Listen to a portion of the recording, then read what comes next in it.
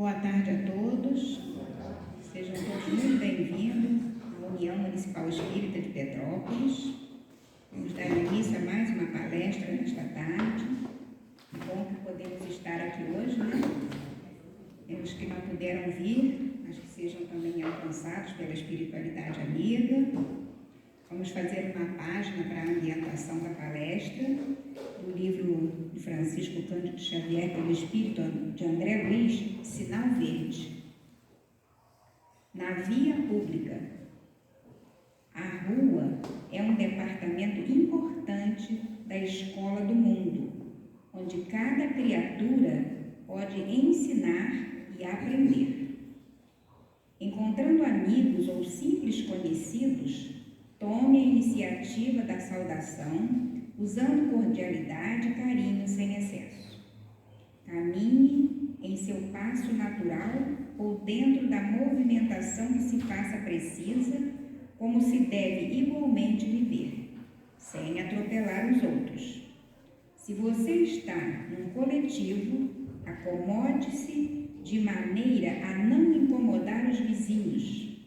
Se você está de carro, por mais inquietação ou mais pressa, atenda às leis de trânsito e aos princípios do respeito ao próximo, imunizando-se contra males suscetíveis de lhe amargurarem por longo tempo.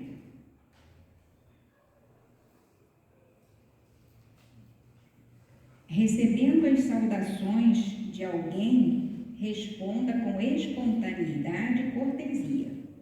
Não detenha companheiros na vida pública, absorvendo-lhes tempo e atenção com assuntos adiáveis para o momento oportuno. Ante a abordagem dessa ou daquela pessoa, pratique a bondade e a gentileza, conquanto a presença frequentemente esteja em suas cogitações. Em meio às maiores exigências de serviço, é possível falar com serenidade e compreensão, ainda mesmo por um simples minuto. Rogando um favor, faça isso de modo digno, evitando assovios, brincadeiras de mau gosto ou frases desrespeitosas, na certeza de que os outros estimam ser tratados com o acatamento que reclamamos para nós. Você não precisa dedicar-se à conversação inconveniente, mas se alguém desenvolve assunto indesejável, é possível escutar com tolerância e bondade, sem ferir o interlocutor. Pessoa alguma, em sã consciência, tem a obrigação de compartilhar perturbações ou conflitos de rua. Perante alguém que surja enfermo ou acidentado, coloquemo-nos em pensamento no lugar difícil desse alguém e providenciemos o socorro possível. Neste momento, meus irmãos, vamos fechar os nossos olhos, mentalizarmos Jesus aqui conosco nesta tarde, para que Ele possa vir nos auxiliar, nos intuir. A palestra que vamos ouvir, proferida aqui pelo nosso irmão Valdir.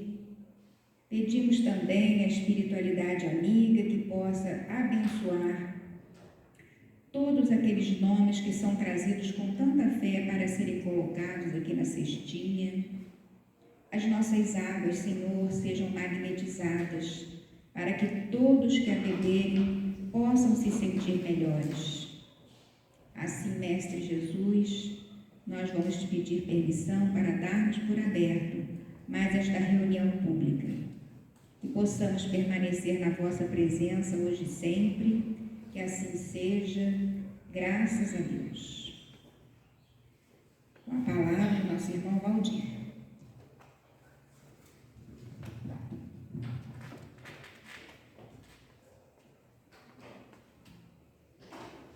Boa tarde a todos, que possamos estar na paz que o Mestre Jesus nos deixou, através do seu Evangelho, que busquemos essa paz todos os dias da nossa vida. Esse é o nosso grande objetivo. E a casa E a casa aqui nos coloca hoje para falar sobre questões de fenômenos premonitórios, né? Nós já até comentamos isso numa palavra nossa, final do ano passado, quando nós tratamos de sono, né? Sono e sonhos, que consta no Livro dos Espíritos, na questão 400 a 452. O assunto é intenso, né? Nós temos muito material dentro da doutrina espírita sobre questões premonitórias. Nós temos muito material de exemplo, temos livros escritos, pesquisa científica a respeito disso. O nosso tempo é curto, né? Precisaríamos aí de um dia todo para falar sobre isso e discutir, conversar, tirar dúvida, mas nós vamos tentar fazer um resumo dentro desse assunto para que a gente possa entender o que a doutrina espírita nos traz a respeito disso. A palavra pressentimento, presciência, premonição, profecia, tem tudo o mesmo significado. Quem é aqui que não teve um pressentimento na vida, ou que não conhece alguém que teve um pressentimento, que se realizou ou não se realizou, né? Então, essa questão de conhecer o futuro, essa questão de saber o que vai acontecer, é isso que nós vamos ver hoje, né? A respeito disso. Então, dentro do dicionário, vem dizendo assim: pressentimento é um ato de sentir antecipadamente, mais pela emoção do que pela razão, a ocorrência de um fato futuro, uma suspeita, uma desconfiança. Eu acordei hoje que parece que vai acontecer alguma coisa, no fim passa o dia todo, não acontece nada, né? Mas é aquela coisa que a gente, ou aquele pressentimento que fulano vai fazer isso, a gente às vezes tem mais nitidamente, né? Pela nossa emoção, então acorda mais emoção. Então, isso é a definição que encontramos no dicionário da língua portuguesa. A presciência é o conhecimento do futuro. Então, presciência. Kardec, nós vamos falar, ele trata o assunto como presciência. A palavra presciência foi traduzido como presciência.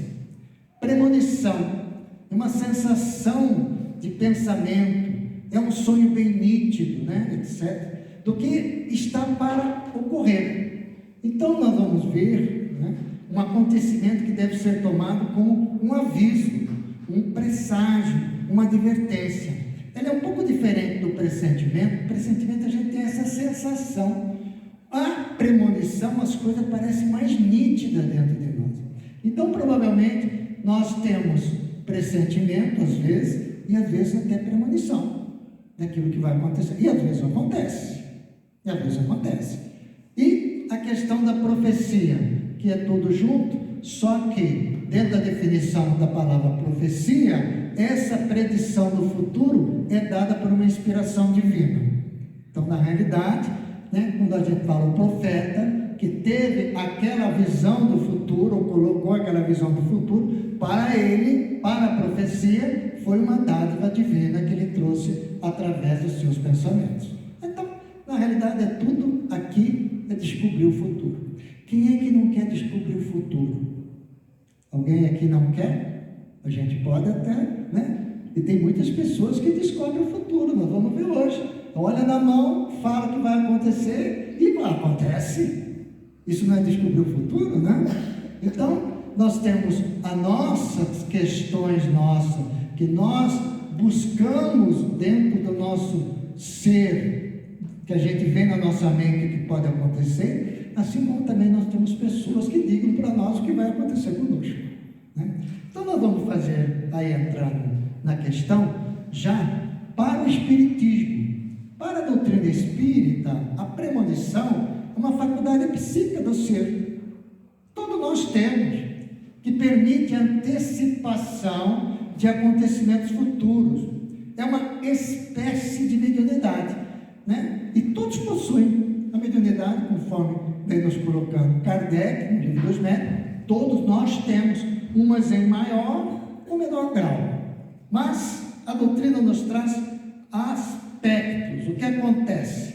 Primeiro, o espírito pode visitar acontecimentos futuros por meio do desdobramento do sono corporal. Então, nós vamos dar um exemplo aqui, né? Que a doutrina nos traz. Vamos imaginar que eu moro no topo de um morro, um exemplo material, né? E a Rosângela vai me visitar, mas aí ela tem que subir com o carro, dar umas curvas assim, até chegar na minha casa. Então eu estou lá em cima do morro. Aí eu vejo a Rosângela chegando de carro, subindo. Mas daí eu olho do lado, eu vejo que uma ponte quebrou. O meu estado presente é ver a ponte quebrada. O estado dela presente não é ver a ponte quebrada. O estado futuro dela é cair no buraco da ponte. Então nós temos duas situações. Uma, o meu presente, que eu olho, vejo que a ponte está quebrada, ela não sabe. Então os dois estados no mesmo instante da nossa forma são diferentes. O dela não sabe. O futuro dela é o meu presente. Deu para entender que Kardec nos explica dessa questão? Isso é uma questão material. Agora, se nós colocarmos no âmbito espiritual, dependendo do nível da entidade do espírito, né? Porque dentro dessa desmaterialização que nós temos como espírito, no nosso crescimento, nós não temos questões de espaço e de tempo. É difícil a gente entender isso, que a gente não tem tempo. O tempo só existe para quem está no planeta Terra, que é o nosso tempo de 24 horas, dia e noite. Para quem está num outro planeta é diferente. Para o espírito que está muito materializado é o mesmo tempo. Um dia, numa reunião mediúnica, o espírito fala assim: estou com pressa porque meu horário aqui do relógio diz que eu estou atrasado. Eu falei: como, meu irmão, você está de relógio? O espírito andava de relógio. Como está de relógio? Entendeu? Então ela é tão materializada, está tanto na Terra, que você até anda de relógio para saber o tempo e os compromissos dele. Então, o espírito que está ali, Kardec traz isso com muita propriedade no livro, né, no Céu e Inferno, esses espíritos ligados ao planeta Terra. Por outras questões, os espíritos ainda que estão num nível evolutivo maior, os espíritos que estão desmaterializados, eles não têm essa concepção de tempo. Não tem. Então, o meu tempo no meu planeta é um, o tempo em Saturno é outro. Então, eles vão estar aqui ou vão estar lá, tá certo? Depende da nossa questão da vida. Então, e no sono, né, dentro do que Kardec vem nos colocando, a gente pode ter esses contatos espirituais. Vamos imaginar que eu pego o telefone e ligo para a Rosângela. Rosângela, para o carro que a ponte caiu. Se ela vai parar o carro ou não, já é uma questão dela. Que a ponte caiu nada. O Valdir está brincando comigo e vai, a ponte cai na ponte. Mas eu dei a presciência dela, eu falei o que ia acontecer. Ela teve o recado. Para o carro, senão a ponte caiu. E a decisão sempre é nossa. É o nosso livre-arbítrio de Deus. Então, essa questão, né, que nós temos dentro da doutrina. Uma outra questão, algumas pessoas podem estar receptivas a captar fragmentos com o intuito de fatos e situações futuras. Isso é questão de mediunidade. Nós temos algumas pessoas que têm, eu vou colocar um dom, entre aspas, por gentileza, né? Que tem essa mediunidade de ter essa premonição do outro. Nós temos algum caso aqui, e a gente vai trazer um caso já nesse instante, a respeito de Kardec, porque tinha uma senhora que lia a mão, né? E Kardec foi fazer essa pesquisa dessa senhora que lia a mão, e ela lia a mão e ela contava tudo o que ia acontecer para a outra no futuro. Kardec ficou curioso. E alguns casos aconteciam. E Kardec pergunta a São Luís como é que isso pode ser feito dela. E São Luís fala que era o dom dela. A mão é um hábito condicionado. Porque se ela não tivesse a mão do outro, não disparava a questão mediúnica dela para poder enxergar o futuro. E o futuro nem sempre ela via, dependia de alguma entidade perto dela para poder transferir na mente dela. Aí Kardec pergunta: e se ela não vê nada? Ela inventa. Porque ela está tão hábito, tão normal, aí passa, vai dando a informação. Você vai casar, não se preocupe e tal, não sei o quê. Mas na grande maioria, às vezes, ela via. Né? Um outro caso era um médium que tinha essa questão de ter dessa premonição, ou de ter presciência, ou de contar o futuro do outro, através de um copo. Aí Kardec questiona: e o copo? O copo, na realidade, realidade é um hábito condicionado, porque se não tiver o copo, ele não consegue acionar o seu mecanismo mediúnico.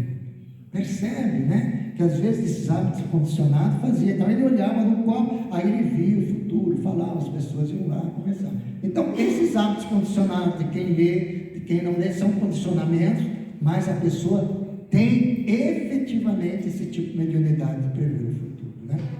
Pela dupla vista, né? A gente vai ver o que é dupla vista daqui a pouco, porque a dupla vista é de nós. Aí não dependemos de ninguém, a gente que vê mesmo. A gente que vê mesmo. Então tem a dica de café também. De café, de café, né? Põe lá no café. Então tudo isso são hábitos condicionados. A senhora já fez esse teste do café, né? Então tudo isso são hábitos condicionados. Então nós vivemos num mundo material, nós estamos aqui no tridimensional, mas nós não podemos esquecer que nós somos espíritos.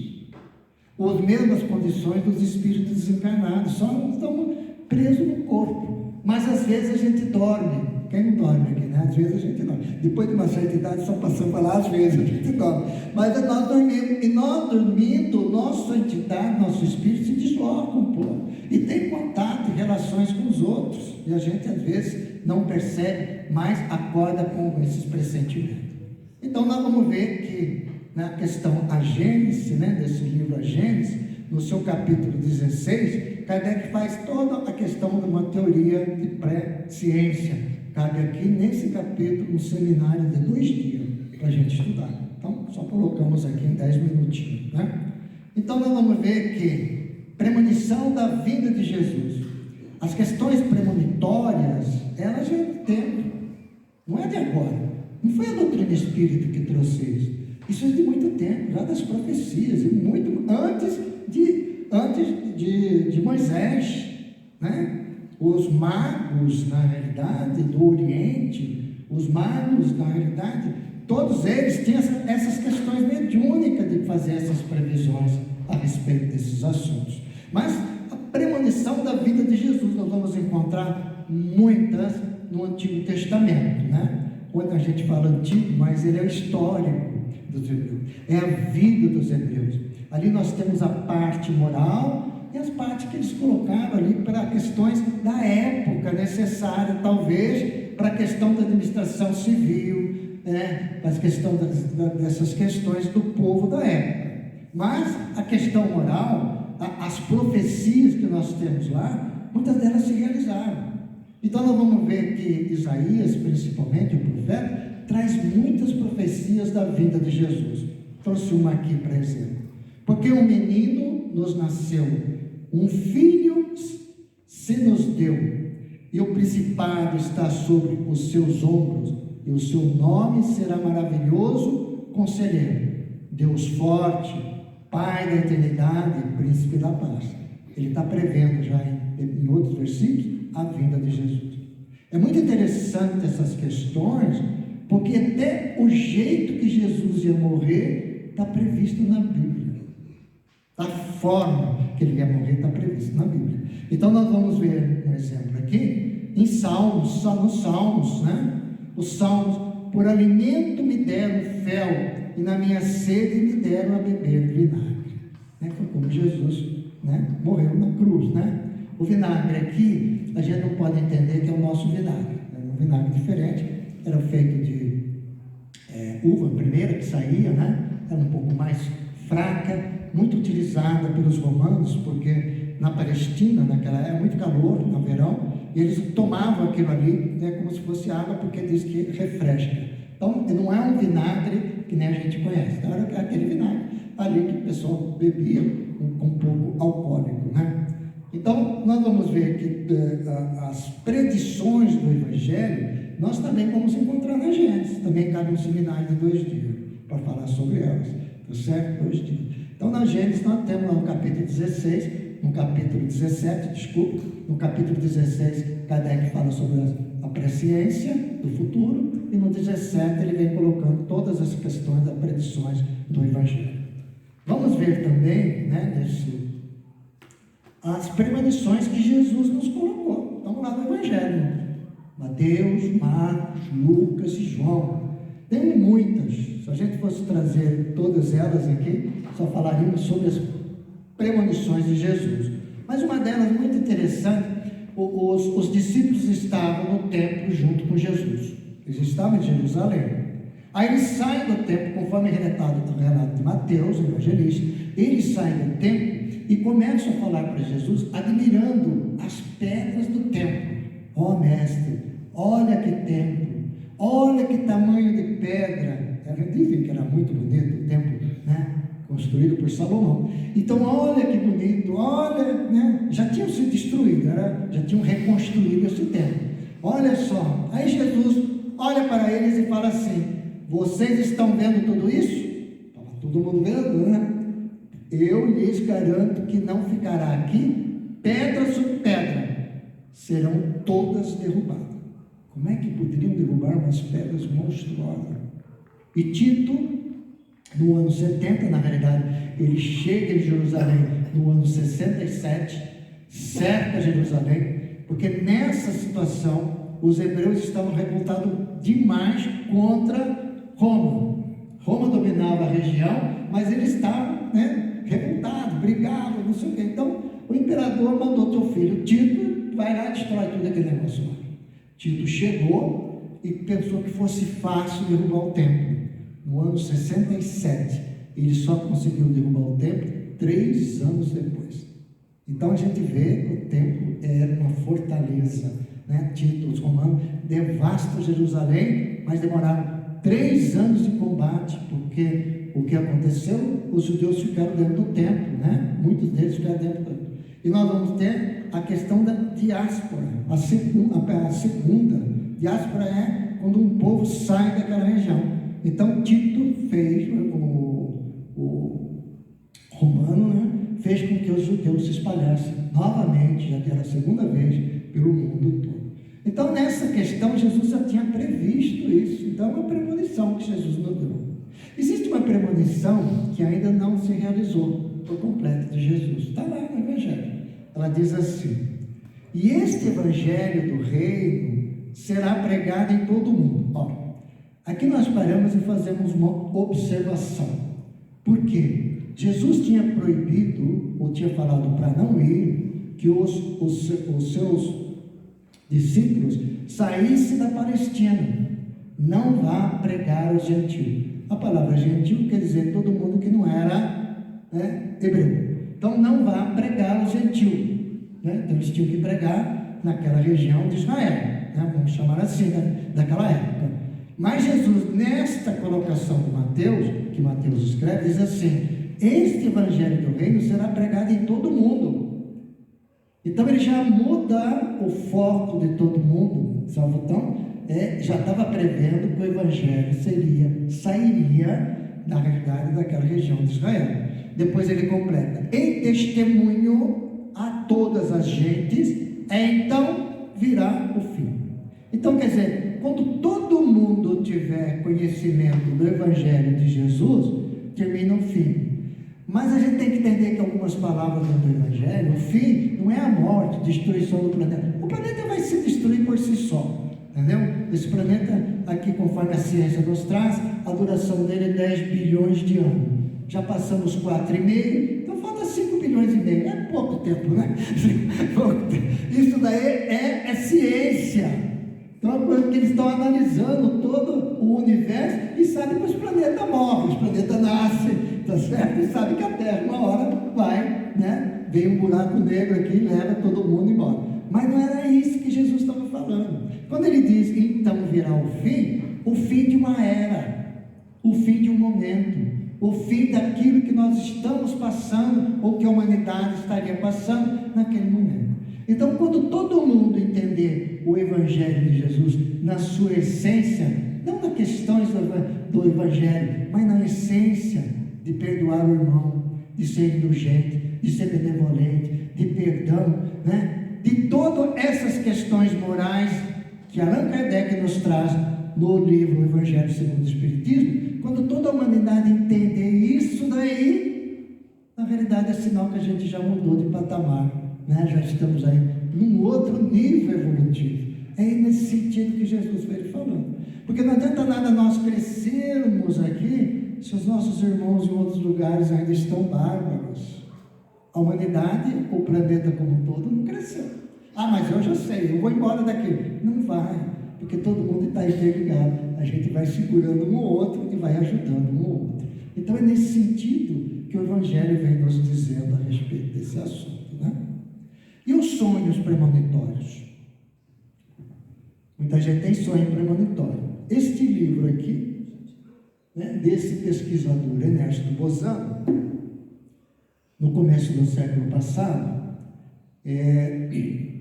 terminando a fase Kardec, no final do século retrasado, 1890, 1895, 2010, 2000, por aí, reuniu várias pessoas, né, de ciência para estudar os fenômenos, muitos. Então, na Itália, na Espanha, e fundaram-se na Inglaterra um centro de metapsíquica. O que vem a ser esse centro de metapsíquica? Todo mundo que pesquisava mandava para lá o material que ia sendo arquivado e sendo estudado.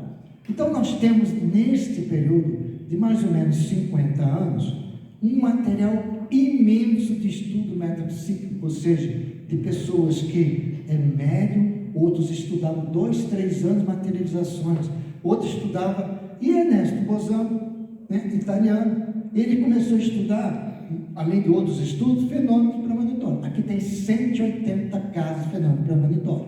Ele, como cientista, né, e de uma certa forma espiritualista, porque todos eles de uma certa forma eram espiritualistas, ele como cientista, eu quando comecei a ler, eu li, e cheguei no final, assim, né, tem uma parte, conclusões. Aí eu falei, devia ter começado pela conclusão, né? Louco para saber o que o cientista fala dessas conclusões. Não falou nada. Pode ser, quem sabe, acho que é assim, acho que não é assim. Tem 25 páginas de conclusão, sem conclusão. Então, na realidade, esse fenômeno perante a ciência é diferente. Mas nós temos vários casos relatados, muito interessantes. Por exemplo, Plutarco, que foi o que escreveu a vida de Júlio César, né, faz menção ao sonho premonitório de Calpurnia, que era a mulher de César, né? Ela presenciou durante a noite, ela teve toda uma relação de como Júlio César ia morrer, e sabia até quem ia matar, que era Brutus, que era o filho de Júlio César, e Cássius, né? Então ela tentou proibir, está lá na biografia, né, de Júlio César, ela tentou que o Júlio César não fosse ao Senado aquele dia, mas ele foi, né, é uma decisão da pessoa. Ela viu, falou, é que nem eu falei para a Rosângela, não sobe, ela subiu, caiu no buraco, né? Então, Montreuil, que assistiu em sonho na véspera do acontecimento, a morte do rei Henrique II da França, porque estava tendo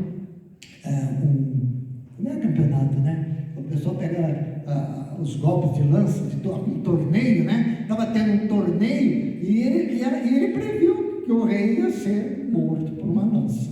E foi mesmo. Tentou avisar, também não conseguiu. Rosângela, para o carro, senão... Agora, um dos fatos interessantes da nossa história é Abraham Lincoln, né, presidente dos Estados Unidos. Ele, na realidade, ele sonhou que se achava em uma calma silenciosa, né, dormindo lá na Casa Branca, como de morte, unicamente perturbada por soluço. Escutou soluço, levantou, todo mundo levanta aqui de noite, né? Ele levantou em espírito, nós também levantamos em espírito. Percorreu várias salas da Casa Branca e viu no centro de uma sala um catafalco, então um caixão, né? Em que jazia um corpo vestido de preto, guardado por soldados, rodeado de multidão de pranto, chorando. Aí ele perguntou para o soldado, quem morreu? Aí o soldado falou para ele, o presidente, respondeu o soldado, foi assassinado. Bom, ele conta essa história para a esposa depois retrata o biógrafo deles. O que aconteceu? Tempos depois, né, Abraham Lincoln foi assassinado. Entendeu? Então, na realidade, são esses fatos premonitórios que temos na história ou temos na nossa vida, do nosso dia a dia, que a gente tem que entender que são reais. Que a gente talvez seja, até para nós, sabemos que caminho que nós vamos tomar, o que nós vamos fazer, né? Tem alguns que não tem como fugir, no caso de Abraão, né? Porque não teve detalhes de como, só teve detalhes que ele viu a morte dele. Neste livro temos aí uns 30, 40 casos que previu a própria morte, né? Previu a própria morte. Esse é interessante, o senhor Bert, antigo magistrado e deputado, né, de uma região, obrigado pelo cansaço durante uma viagem, a pernoitar uma péssima estalagem perto das montanhas selváticas, né? Presenciou em sonho todos os detalhes de um assassinato. Então ele viu naquele quarto as pessoas claramente assassinando uma outra pessoa, que ele presenciou, a memória dele ficou registrado aqui, inclusive das pessoas. Mais tarde, né, 3 anos depois, naquele quarto foi cometido um assassinato.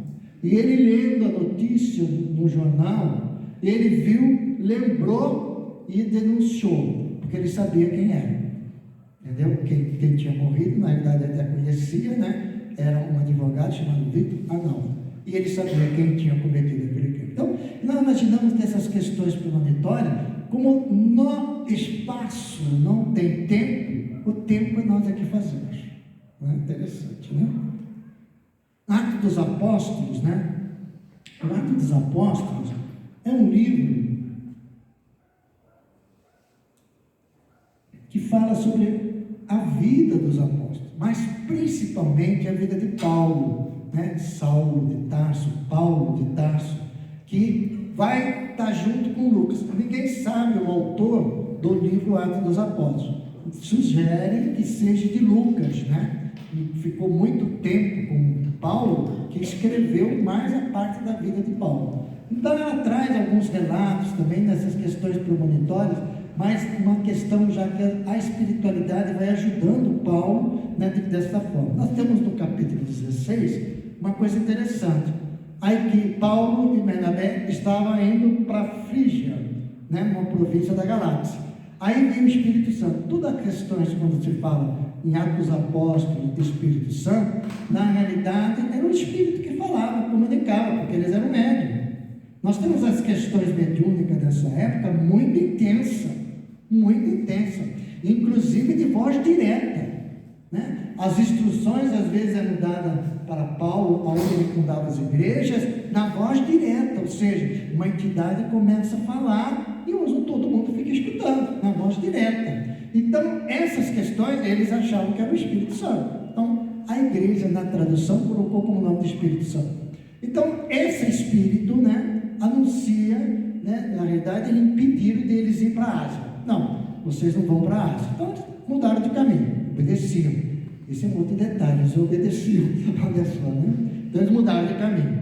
E quando chegaram a Mísia, intentaram ir para Betínia, que era do outro lado, mas o Espírito não lhe permitiu. Veio novamente e falou: não, vamos continuando a viagem. Eles passaram por Mísia e desceram até Troade. Troade é uma cidade perto de Macedônia. Então, nesse sentido, numa noite, estavam lá fundando uma igreja, né, em Troade, e numa noite, Paulo teve uma visão de que apresentou um homem da Macedônia, e ele recuou dizendo: passa a Macedônia e ajuda-nos. Porque se ele tivesse ido para a Ásia, dentro do mapa do nosso planeta, era completamente diferente da Macedônia. Por que o Espírito Santo já não falou para ele: vai para a Macedônia? Não sabemos. Mas já onde ele passou na Mísia, ele fundou uma igreja, na Betínia ele fundou uma igreja. Então tinha um sentido de mudar o seu trajeto e levar a palavra de Jesus. Então veio lá em sonho para ele e falou: passa para a Macedônia. E ele foi para a Macedônia, obedeceu. E logo depois dessa visão, procuramos partir para a Macedônia, concluindo que o Senhor nos chamava para lhe anunciarmos o Evangelho. Está lá em Atos dos Apóstolos, né? Então nós temos dentro do Evangelho vários casos desse tipo, né? Nós não podemos nunca esquecer que tem sempre alguém em cima da montanha. Olha, os anjos na ponte caíram, entendeu? Para cuidar. O que diz a ciência sobre a premonição? Não diz nada. Eles, na realidade, a ciência tem uma visão cética. até onde eu li, sobre a premonição, considerando muitas vezes uma coincidência de um processo cerebral normal, embora não haja uma explicação científica. Tem algumas teorias, tem muitas teorias a respeito disso. Eu, se vou citar só 3, não vou entrar em detalhes, porque cada teoria dessa cabe um seminário, né? É uma perspectiva psicológica do ser. Então ele diz assim, perspectiva do meu cérebro, da minha psicologia, é uma intuição, uma memória que eu trago de alguma coisa, entendeu? Por outro lado, alguns cientistas dizem que é uma perspectiva neurocientífica, colocaram o nome lá, neurocientífica, científica dos neurônios, né? Que tem uma atividade cerebral diferenciada, uma sincronicidade com o mundo de outras atividades cerebrais. Aí uma outra corrente científica diz que é uma perspectiva paranormal. A perspectiva paranormal, ela é muito comum, porque nós temos pessoas que têm paranormalidade de força psíquica que conseguem movimentar objetos. A gente sabe disso. Quem não conheceu aqui o Uri Geller, né? Um ser que, acho que é esse o nome dele? Né?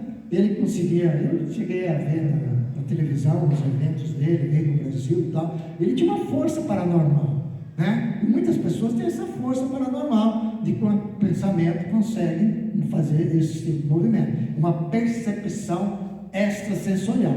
E eles analisam isso, que essas pessoas têm essas condições de poder fazer essa premonição. Então, a ciência, assim como o nosso amigo querido Ernesto Bozano, não concluiu a respeito da premonição, mas Kardec conclui, quando ele coloca uma teoria na Gênesis.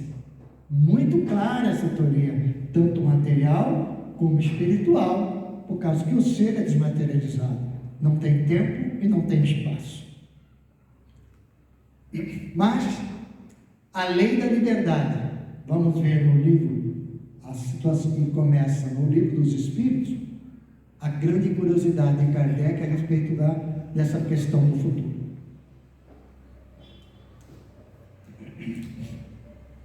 E Kardec vem nos colocando: pode o futuro ser revelado ao homem?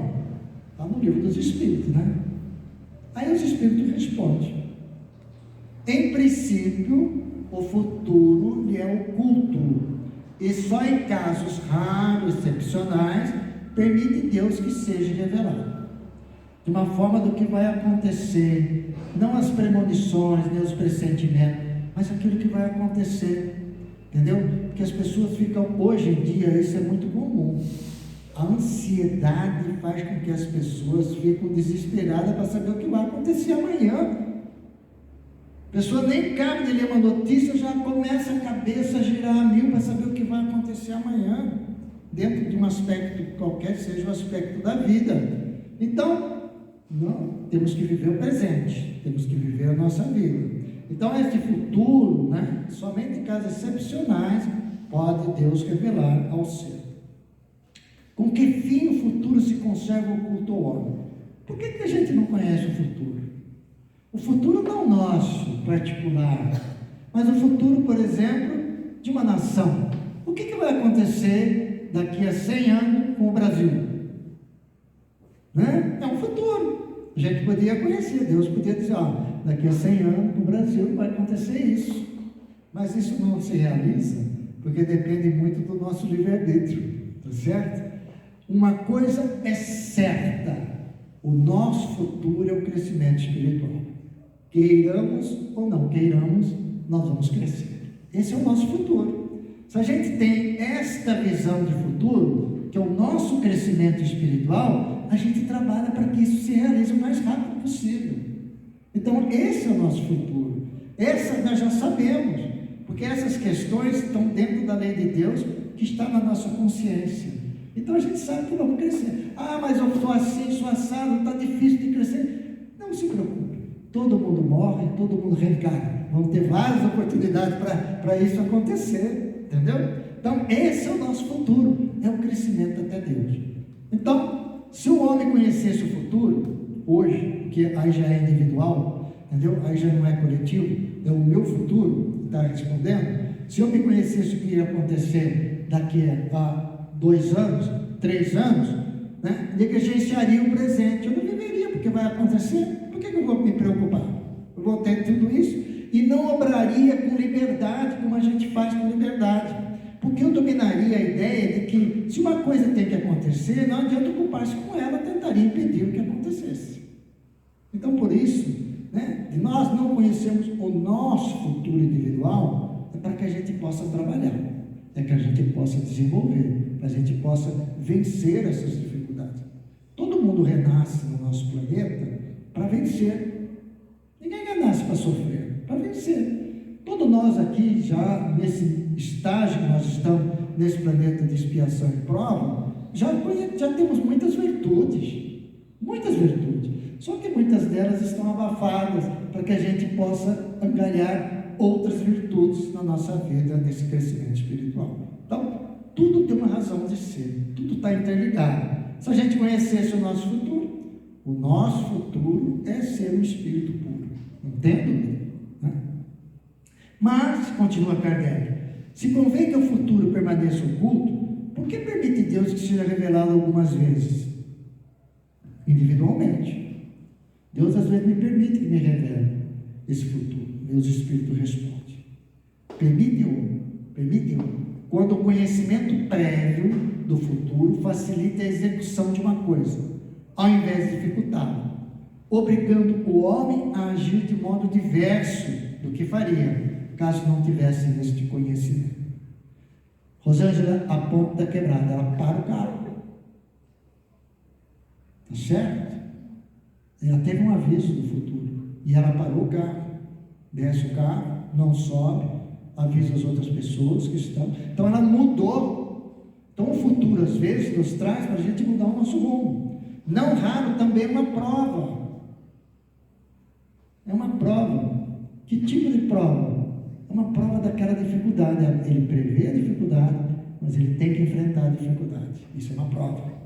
Mas ele sabe que tem que passar aquela dificuldade, né? A perspectiva do acontecimento pode surgir pensamentos mais ou menos bons, né? Mais ou menos bons, né? Então, quer dizer, depende, mas Deus às vezes nos dá esse mecanismo do nosso crescimento espiritual. No item do Livro dos Médiuns, na questão 289, eu fiz um resumo aqui, Kardec nos chama a atenção de 3 pontos. Primeiro, desconfiar das premonições que não tiverem um fim de utilidade geral. Então, quando nós temos uma premonição generalizada ou de com alguma coisa, cuidado com isso. Qual é o fim de que estão me avisando que vai acontecer? Qual é essa minha finalidade? Tá certo? A gente tem que desconfiar sempre quando a gente tem essas premonições e tomar cuidado muito das questões da fascinação. Porque a questão da fascinação, a gente vai ficando fascinado que alguma coisa vai acontecer e vai se envolvendo naquela coisa que vai acontecer. Até por questões espirituais. Kardec nos chama a atenção, o cuidado com a premonição do que possa lisonjear a vaidade nossa, ou ambição com a morte de uma pessoa. Eu tenho uma previsão, uma premonição, que o fulano de tal escreveu no seu testamento que ia deixar toda a fortuna para mim. Olha só! Então eu já fico louco para que ele... Tá certo? A minha ambição do dinheiro é rápida. Então, a gente tomar cuidado quando vê essas coisas, né? Ou que alguém fale, ou cuidado, porque vai mexer às vezes em alguns pontos nossos que não estão ainda muito firmes, né? E a gente começa a cair por causa dessa questão da missão. Quando no caso da Rosângela, né? Se eu falasse para ela que ia ter um cheque com ela e avisasse a ponte que ela ia passar, porque tinha um cheque lá esperando ela. Tá vendo? Tem um cheque aqui para você de doação, tá? Mas cuidado que a ponte caiu, não se preocupe, ela ia, né? Poderia mexer com ela, né? Deixar os perigos do lado e trazer com ela a missão. Então, Kardec nos chama a atenção a respeito disso, quando a gente tem qualquer informação sobre premonitório. E ele chama a atenção também que essas premonições que acontecem, que vai acontecer determinado dia, hora, catástrofe, essas coisas todas. Né? A gente tem visto aí, vimos bastante aí na pandemia, né, muitos médios, né, vou falar de supostos médios, trazer algumas mensagens catastróficas, né, com dia, hora, isso daí não existe, né? Isso daí não existe. Então, na realidade, isso é tudo para gerar medo, para gerar alguma coisa que não é, na realidade, não é premonição. Então, a gente tem que tomar cuidado com essas questões, né? Dessas dia, hora, vai acabar o mundo, dia, hora, vai ter não sei o quê, né? Nem a previsão do tempo hoje é tão precisa como a gente imagina, né? Falaram que ia ser na sexta e no fim foi no sábado. Desculpa a referência, mas porque as coisas mudam, né? Eles querem acertar, eles têm todo um parâmetro técnico, mas chega um certo momento, a nuvem que ia cair aqui deu uma deslocada, veio um vento maior, deslocou aquilo ali, não foi a intensidade. Então, essas questões para nos alertar, da ciência para nos alertar. Mas aquela pessoa que, eu tive uma visão, é isso que vai acontecer, sai fora. Aliás, até nessa semana, a gente recebeu lá um zap de uma pessoa que estava dizendo que ia acontecer um monte de coisa aqui em Petrópolis, né? Deleta, não passe isso, por favor, né? Delete e procure levar um bom pensamento para a pessoa, né? Uma energização positiva, né? Minha irmã, meu irmão, né? Cuidado, não transmite isso, não põe pavor, nem medo das pessoas, isso não existe, né? Então, nós vamos ver que no livro dos Médiuns, 289, no item 14, como é que então que certas pessoas são avisadas por pressentimento da época em que morrerão? Vocês já perceberam isso? Tem pessoas que falam assim, eu vou morrer. Morreu. Chico Xavier é o caso mais típico que nós temos na nossa era. Francisco Cândido Xavier. Já com as suas idades avançadas, Chico Xavier perguntava para ele, conforme está na sua bibliografia, que dia que ele ia morrer, se ele sabia o dia que ia morrer. Seus espíritos tinham falado. O que Chico responde? Eu vou morrer o dia que o Brasil ficar feliz. Aí todo mundo falou, bom, isso nunca vai acontecer, o Brasil tem que ficar feliz, essa é uma coisa meio utópica. Mas aconteceu. Chico disse que estava deitado, viu aquele barulho todo, perguntou ao seu filho o que tinha acontecido. Não, o Brasil foi campeão. Aí Chico virou, hoje, se encarnou. Então, é uma previsão de que o dia vai acontecer. Nós temos no livro O Céu e o Inferno, esse livro está completando 160 anos este ano, né? Vários casos. Um caso dele, ele chama, deixa eu ver o nome do rapaz aqui, Victor Leboeuf. Era um jovem de 20 anos, já doente, trabalhador, e a mãe era preocupada com ele, era grudada, entendeu? O garoto não podia fazer nada, era doente, ele sabia que era doente, né? Mas não podia fazer um negócio que a mãe estava junto, estava não sei o que e tal. Mas daí ele teve a presciência, ou a previsão de que ele ia morrer naquele dia. Mas ele ficou preocupado com quem? Com a mãe. Então, depois do trabalho, ele chegou em casa, falou, mãe, eu estou muito cansado hoje. Vai deitar, que eu também vou deitar. Porque a mãe ficava paparicando ele, o que queria. Eu vou deitar. Depois que a gente deitar, dormir, a gente levanta, come alguma coisa. Então. Aí a mãe foi descansada, foi deitar. Ele deitou e desencarnou. Ele não queria que a mãe visse ele desencarnado também. Então, essas questões, aqui tem muitos casos a respeito do assunto, e os Espíritos vêm nos dizendo no livro dos Médiuns, né, que as mais das vezes é o próprio espírito delas que vem a saber disso em seus momentos de liberdade. Óbvio. É o nosso anjo da guarda falando, olha, se prepara que você vai ser levado, né? E guardam ao despertar aquela intuição, eu vou morrer, do que entrevia. Essas pessoas, por estarem preparadas para isso, não se amedrontam, nem se emocionam. Alguns casos a respeito desses assuntos, né? É muito perigoso prever que alguém vai morrer, porque às vezes a pessoa pode morrer sem ter previsão antes. Isso é muito complicado. entendeu? Mas a própria pessoa, às vezes, se ela não tiver uma fé raciocinada, forte, ela, né, pode até morrer, ter uma parada cardíaca e morrer. Então, o temor da morte irá diminuindo à medida que as crenças espíritas se forem dilatando. Então, a gente vê a leitura do céu e inferno, espíritos felizes, muitos deles sabiam que iam desencarnar. Kardec não sabia que ia desencarnar. Desencarnou, puf, parte, rápido, né? Neurisma, né? E teve um desencarno. Por quê? Nós não sabemos. E subindo Jesus a Jerusalém, chamou à parte os seus 12 discípulos, e no caminho disse-lhes: eis que vamos para Jerusalém, e o Filho do Homem será entregue aos principais sacerdotes e aos escribas, e condenarão à morte, e o entregarão aos gentios para que dele escarneçam, e o açoitem, crucifiquem, e ao terceiro dia ressuscitará.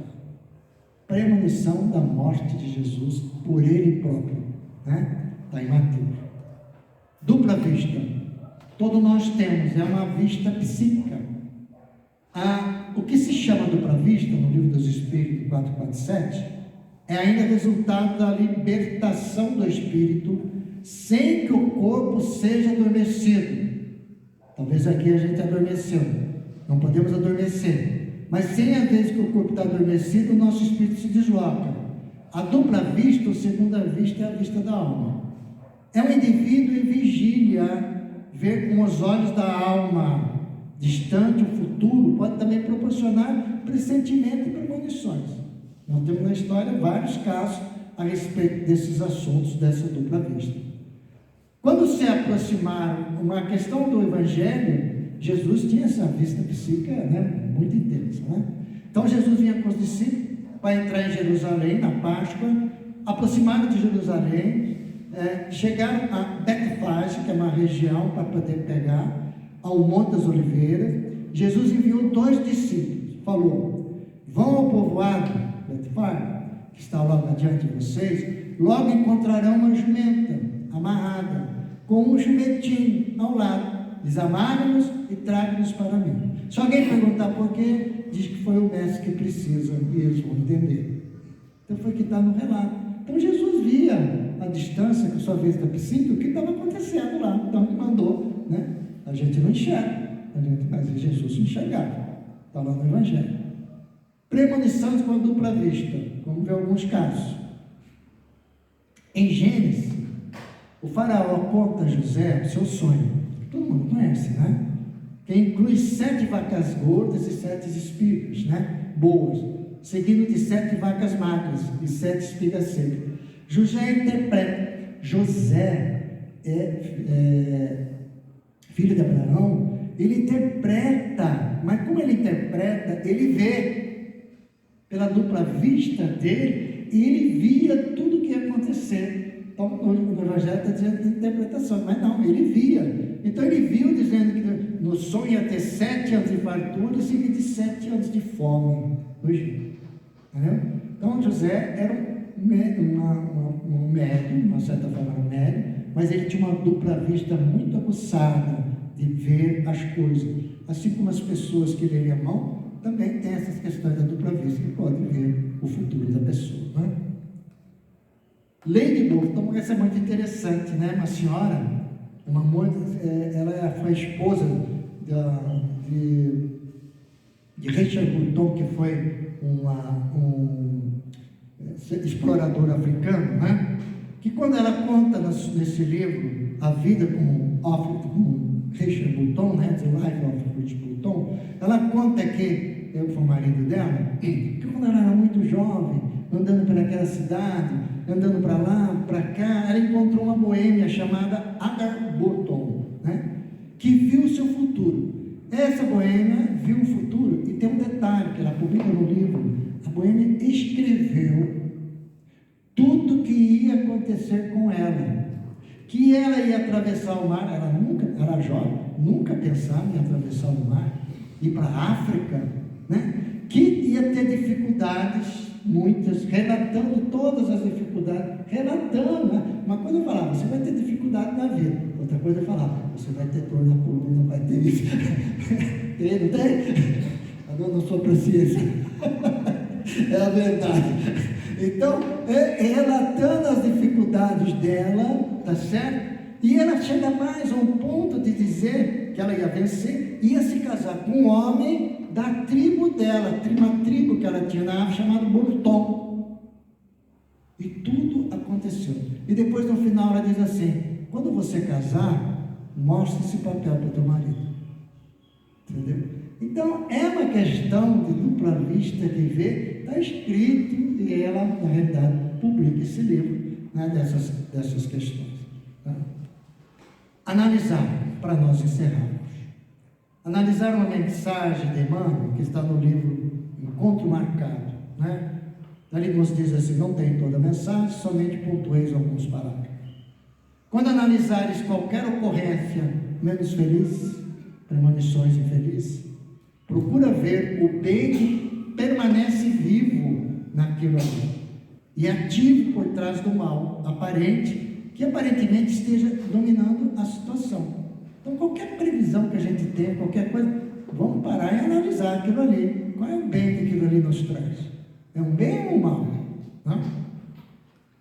Sempre que as circunstâncias te coloquem no tribunal da própria observação, sempre que a circunstância de uma premonição, eu sou o foco dela, entendeu? Algum quadro, e apareça para mim algum quadro de sofrimento, de desequilíbrio, deixa que o ar puro da fé positiva, quer dizer, eleve o pensamento a Deus, né? No valor do serviço, te ventile a cabeça. Então é um momento de meditação, é um momento de oração, não é um momento de desespero, né? E surpreenderá o ângulo propício ao consolo ou à recuperação que te cabe empreender. Não tenha dúvida, quando isso acontece, essas premonições, desastres, pare, tenha fé, medite, ore, analise, sem desespero, sem desespero. Pessimismo e azedume transformam pequeninos contratempos na vida em desastre de grande coração. Então, não sejamos pessimistas. Ninguém progride ou se aperfeiçoa sem o contato social, entendeu? O que vale afirmar que é preciso não apenas saber viver, mas também conviver com as pessoas. Isso é importante. Às vezes, né, a gente tem esse pressentimento que não deve mais para casa de ninguém, não sei o quê, porque a pessoa vai... Não, tem que ir, sim, saber viver, tem que aprender a conviver com as pessoas. Nós temos que ter este hábito, né? Esta força para poder conviver. Essa é uma questão de indulgência, né? Nós convivermos com aquilo que a gente acha que é errado no outro e aceitar. Isso é indulgência. Porque é sempre os nossos olhos que acham que o outro é errado, né? O outro nunca acha que é errado, né? Os nossos olhos. Em verdade, o aprendizado evolutivo não dispensa o trabalho da análise. Olhos são instrumentos para ver. Discernimento exige raciocinar. Todos, porém, que já despertaram para a responsabilidade de construir e elevar, são chamados a ver e a raciocinar para o bem comum. Irmão, que nós possamos, né, nesta alegria cristã, Jesus nos diz assim, que está em João: tenho dito estas palavras para que a minha alegria, porque o Evangelho de Jesus é só alegria, esteja em vocês e a alegria de vocês seja completa. Muita paz a todos.